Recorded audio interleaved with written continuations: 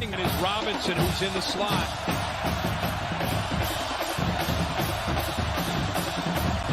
Look in that direction on a slant. Huge hit. Ball picked off. The Volunteers of the Carib make an interception. Jawan Mitchell. They call him Juju. Discrepancy. Schuster, they were going to take a shot, but he's hit by Nelson. And Nebraska has picked up the football. Their first takeaway of the game. Wells way down the field. It is into coverage. It is intercepted. It is over. Lamarian James has sealed the victory for Old Dominion. And fittingly, it comes on a takeaway.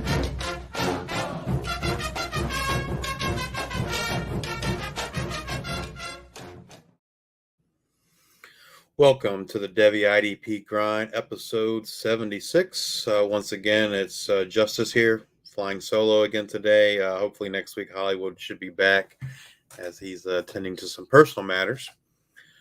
Got a couple of news and notes that we didn't talk about yesterday. The first is the Arizona State self-imposed a one-year bowl ban for the 2023 season for possible recruiting violations that were incurred under former head coach Herm Edwards.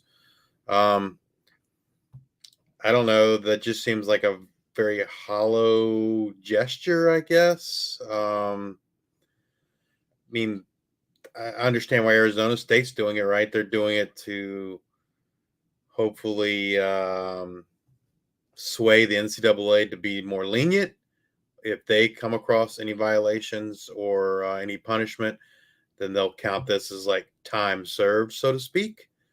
But it also kind of feels like, well, Arizona State's probably not very likely to make a bowl game anyway. And so they're just kind of offering up something that's kind of hollow. It does suck, though, for, seniors because like they have no hope of playing in a bowl game now at all.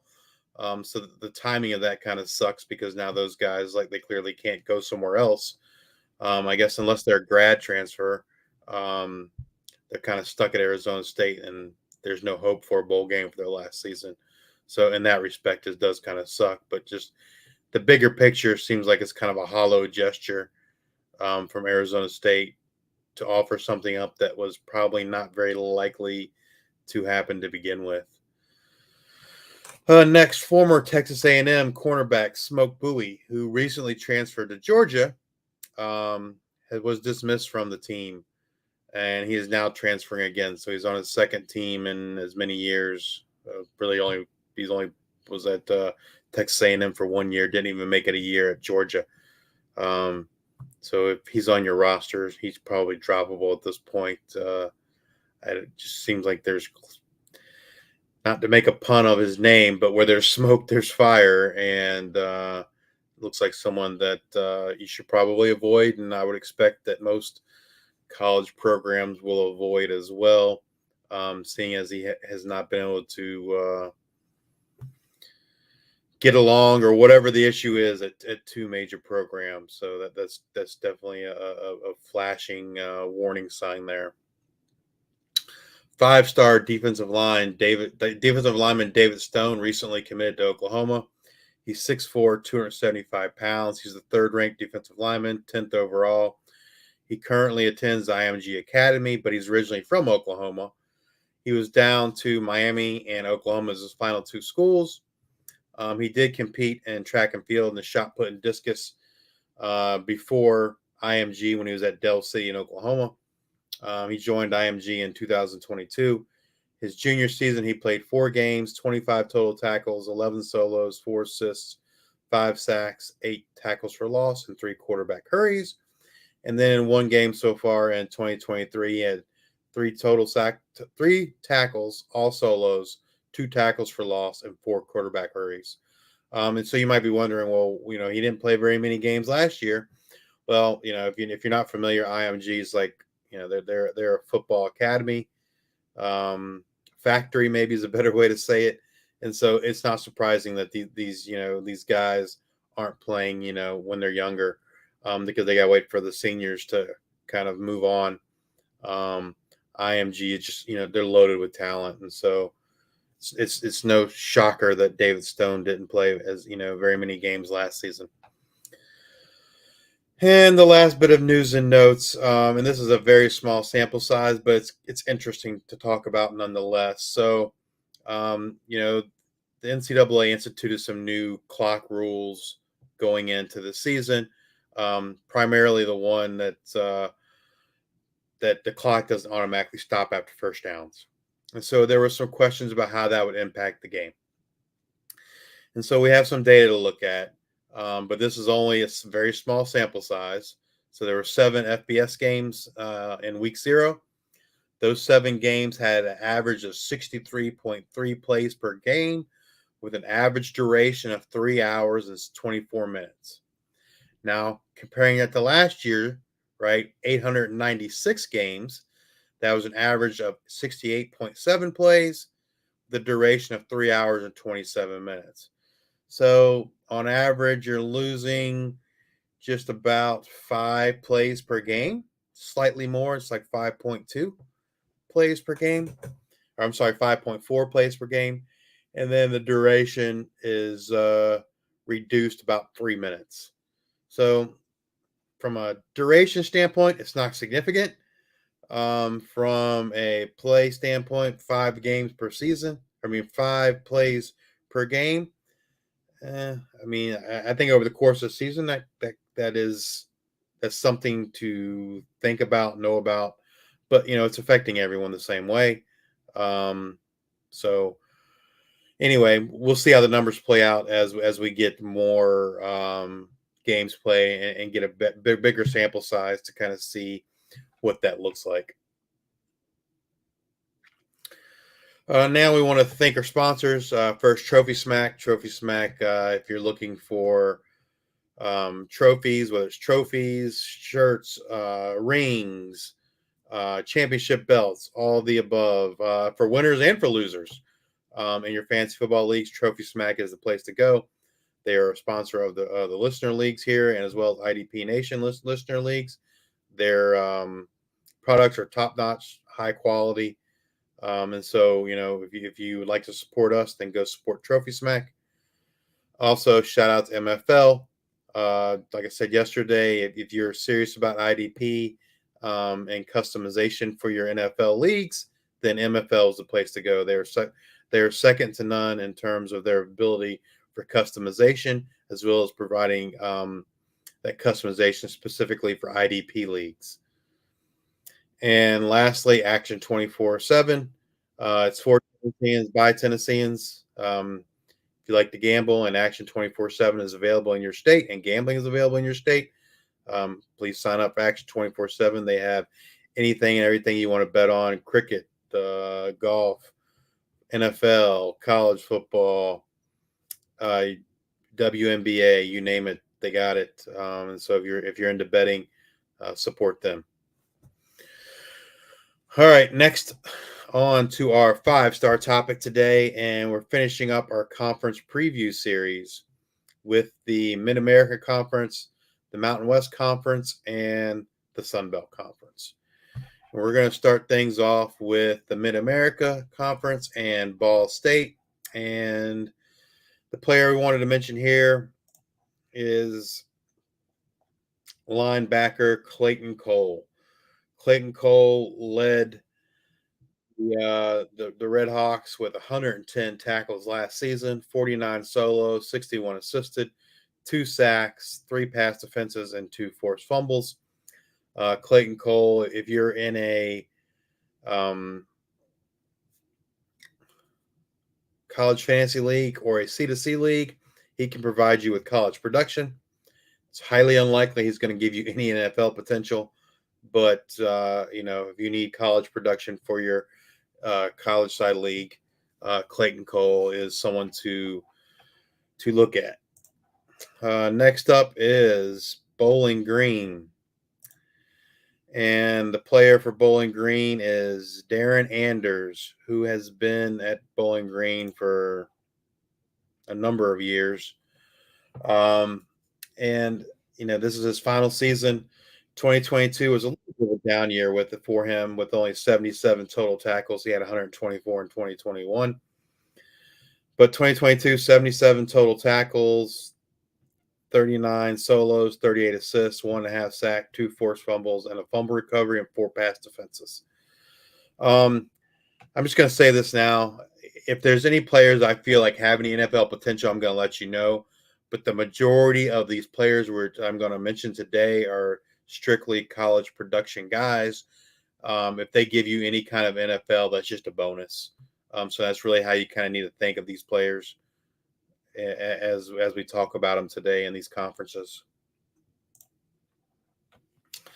Next up is Miami of Ohio, and we're going to talk about Matthew Solopic. Now, the thing to know about Solopic is his positional ability has changed. In years past, he was considered a defensive back by Fantrax, but this year he is no longer a defensive back. He is a linebacker. And so that does change things slightly. He still is of interest, maybe not as much interest as you have. He was a defensive back, but he still should be a player rostered if you need college production. Dolak last season, Solopic last season, had 124 total tackles, 61 solos, 63 assists, 3.5 sacks, and 1 pass defense, as well as a forced fumble and a fumble recovery. And again, he's someone for college production. Now, that name slip I had there of Dolak, that's the next player that we're going to talk about. Sean Dolak kind of busted onto the scene last season with the Buffalo Bills, or Bulls, I should say. Dolak finished last season as one of the top producers from a college fantasy production standpoint. He had 148 total tackles, 97 solo, 51 assists, 4.5 sacks, 7 pass defenses, 3 forced fumbles. In many of my leagues, he was the number one scorer in terms of IDP for CFF. Again, probably not very much NFL potential, but perhaps. But you're really drafting him for his for his college production. All right, now moving on to Toledo in the MAC. We're going to talk about defensive back Maxon Hook. Maxon Hook was the third leading tackler last season for Toledo, behind linebackers Dallas Gant and Deontay Johnson, who also Dallas Gant, someone you might want to look at too. And for college production, he did have 115 tackles last season. Maxon Hook last season had 82 total tackles, 42 solo, 40 assisted, 1 sack, 4 pass defenses, 2 interceptions. Again, a guy strictly for college production.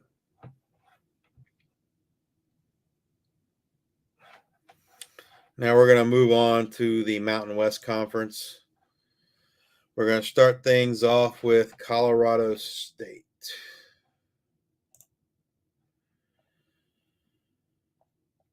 The first player we're going to talk about is safety or defensive back Jack Howe. He kind of busted onto the scene last year, was relatively unknown, and he led Colorado State in tackles last season. 108 total tackles, 42 solos, 66 assists, half a sack, 3 pass defenses, 3 interceptions, and a forced fumble. And I have seen Jack Howe's name pop up in mock drafts, so maybe there is some NFL potential there with him. The other guy I wanted to mention is Mohamed Kamara. He is a defensive lineman. Last season, he had 44 tackles, 20 assists, 24 solos, 8.5 sacks, 2 forced fumbles, as well as a fumble recovery. Great college production there for a defensive lineman, getting you those 44 tackles and 8.5 sacks. He possibly has some NFL potential. I have not seen his name mentioned. but he is a little small, only being 6'1". So if you're drafting Kamara, you're only looking at him for college production. If anything else, again, is a bonus. So again, Colorado State, Jack Howell, defensive back, and defensive end Muhammad Kamara. Moving on to San Diego State, and this is going to be a transfer. Cody Moon. Cody Moon had a great season last year, and he already played a game this year, and he was the top tackler for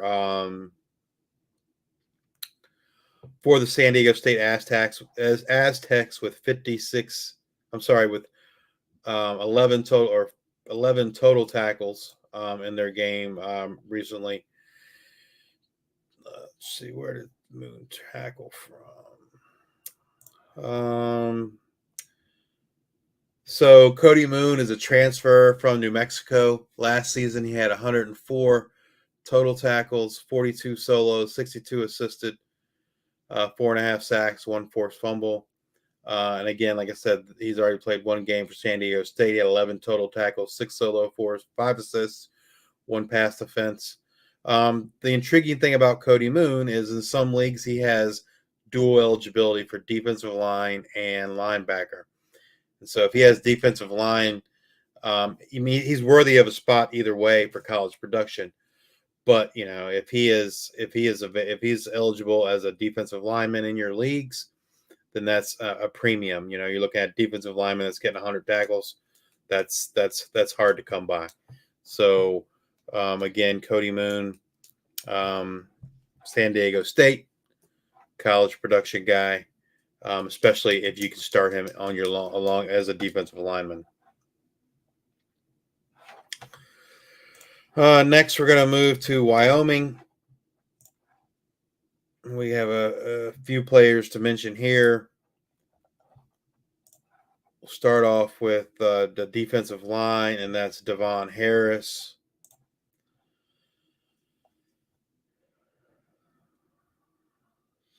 Devon Harris last season had 57 total tackles, 30 solo, 27 assists, 8.5 sacks, 1 pass defense, and 1 fumble recovery. Again, Harris is, size-wise, maybe he can make himself something in the NFL, but I wouldn't necessarily be counting on that potential. He is 6'4", 230, but again, great college production from Devon Harris. The other defensive lineman I want to mention is a defensive tackle, and that's Cole Godbout. He's 6'4", 290. Last season, he had 33 total tackles, which was a down year for him. In 2021, he had 70 total tackles and 5 sacks. Last season, he had 33 and 0 sacks. So maybe he can bounce back this coming year. But again, if you're not a defensive tackle required league, he's probably not someone you're going to be looking at. And I'd say even in a defensive tackle, maybe he's probably a watch list kind of guy. See if he can get back to form of that 2021 form where he had 70 total tackles and 5 sacks. The last guy I want to mention is Easton Gibbs, linebacker. He is their leading tackler from last season with 121 total tackles, 64 solo, 57 assists, 3 sacks, 1 pass defense, 1 forced fumble, 1 fumble recovery, which he returned for a touchdown. Gibbs, again, great college production. Whether he has any NFL potential, possibly. But he's someone where you're going to take that as the bonus and look for that college production out of Gibbs. All right, now moving on to Conference USA.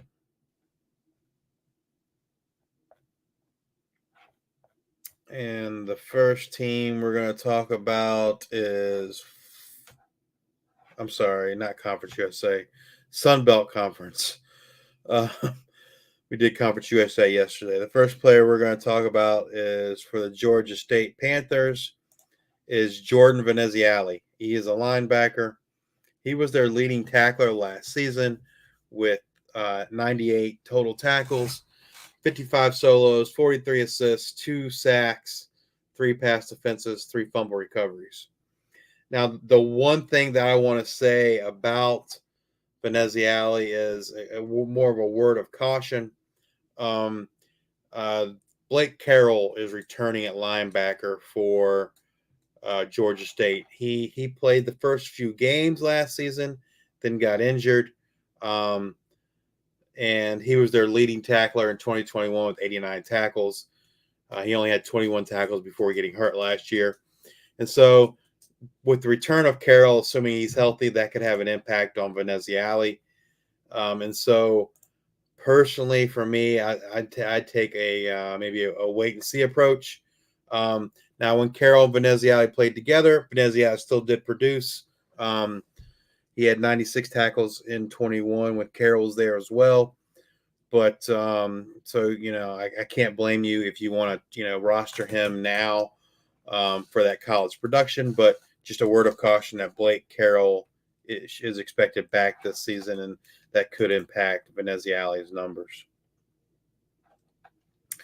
Moving on to the next team is James Madison Dukes, who shocked kind of, I think, all of FBS last year with how successful they were in their first year in the FBS. It'll be interesting to see if they can sustain that for this coming year. But the gentleman we want to talk about is linebacker Taurus Jones, all-conference type player. Last season, he had 81 total tackles, 34 solos, 47 assists, 1 sack, 4 pass defense, 1 interception, 1 forced fumble, and 2 fumble recoveries. Taurus Jones, he's right on the fringe, I feel like, of a production guy for college that you might want to add with those 80 tackles as a linebacker. But, if you're in a super deep league, I could see rostering Taurus Jones for that purpose. I mean, they have another high caliber linebacker in Jalen Walker, but he's not someone that I'd be interested in rostering for college production or NFL. But, in real life, he is a productive linebacker, a good quality linebacker. The one thing I will mention with JMU is I'd like to see kind of who steps up in that role that Isaac Ukwu left. Isaac Ukwu was their leading sack man last season. He transferred to Ole Miss. He had 40 tackles and 7.5 sacks. And so there are some defensive linemen that you might want to look at or consider for JMU, and that's James Carpenter. Last season, 52 tackles, 5.5 sacks, and Jamari Edwards, 44 tackles and 6.5 sacks. That's decent production from a defensive line standpoint. So if you're looking for defensive line help in college production, those two guys, Edwards and Carpenter from JMU, can help you there. Moving on to Marshall, the Thundering Herd. The first name I want to talk about is someone that 100% should be rostered in your leagues, and that is defensive lineman Owen Porter.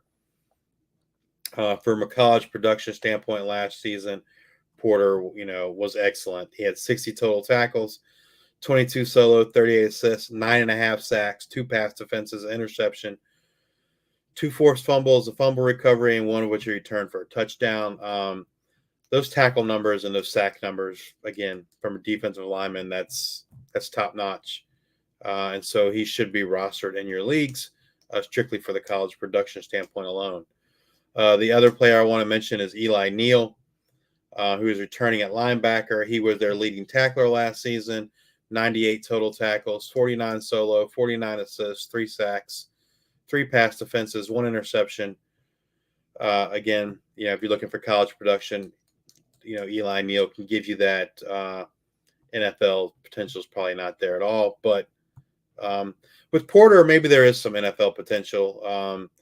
He's 6'3", 237. Perhaps maybe, he can make someone's roster. But again, you're looking at him for that college production. Moving on to my favorite team in the Sun Belt, and that's Old Dominion. Someone that we talked about on this preview last year and kind of just busted onto the scene to lead the FBS in tackles last season.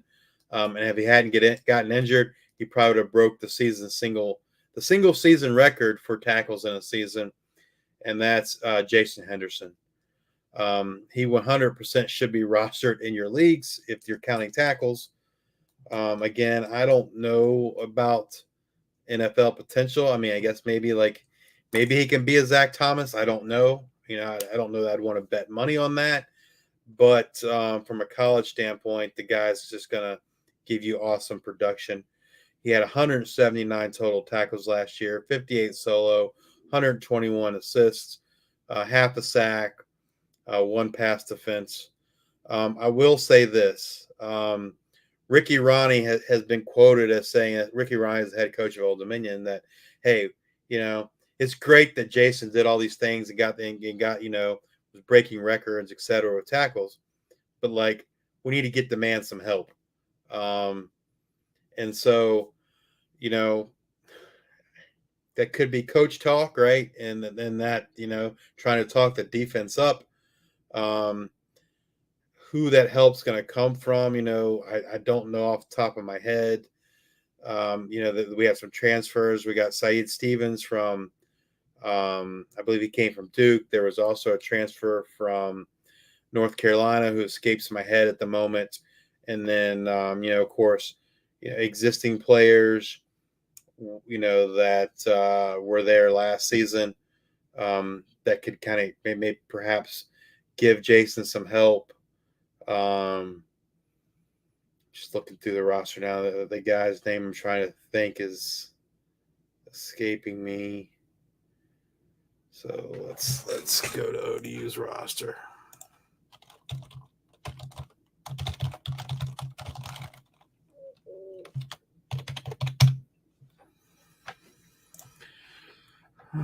Let's see here. Malcolm Britt. Malcolm Britt is the guy I was thinking of. He's a redshirt sophomore. He's someone that looked promising in the spring game. Let's see if I can get those two transfer names for you. Well, actually, one of them is a defensive lineman. That's Jaleel Taylor, who transferred from North Carolina. Syed Stevens is the guy that transferred from Duke and is playing linebacker. So maybe Stevens or Malcolm Britt can provide some support to Jason Henderson, and how that will impact Henderson. Not sure. The second leading linebacker last season had 53 total tackles. The second leading tackler is gone. That was safety or Turner Johnson, who had 86 total tackles. Terry Jones, the third leading tackler at 62, does return. So, I think Henderson's kind of the guy right now to be rostered for sure. Anybody else is kind of just like a watch list kind of guy, and see how things shake out once the season starts. All right, moving on next to Texas State. And this guy should definitely be rostered in your C2C leagues if you're counting tackles. And that's defensive lineman Jordan Revels. He was their fourth leading tackler last season with 69 total tackles, 27 solo, 42 assists, 4.5 sacks, one pass defense, one fumble recovery. Again, almost 70 tackles, almost 5 sacks. That's from a defensive lineman. That's up there. That's going to be like a top 10 season. And so he should be rostered if you're in leagues that are scoring IDP, especially scoring tackles. But probably not going to offer you much in terms of NFL potential. The last team to talk about is the Troy Trojans. We mentioned in an earlier episode that they did have a suspension. TJ Jackson, who was their leading sack guy last year, is suspended indefinitely. So we're not going to really talk about him, but we are going to mention two other guys that maybe can pick up that slack. And that's, edge Javon Solomon, who had 44 total tackles, 4.5 sacks. 20 of his tackles were solo, 24 were assisted. And then the other guy is edge Richard Japuner, who also had 40 total tackles. He was their second leading sack guy with 7.5 sacks. Jabunor had 17 solos and 23 assists. Both of those guys, assuming you can play them at defensive end or defensive line, should be rostered. And perhaps they'll pick up some more stats with the suspension of T.J. Jackson, and that's Javon Solomon and Richard Jabunor. Jabunor was a transfer. I believe he was a transfer. Yep, he came from Auburn. He played his freshman season at Auburn, and then he's played the last several years at Troy.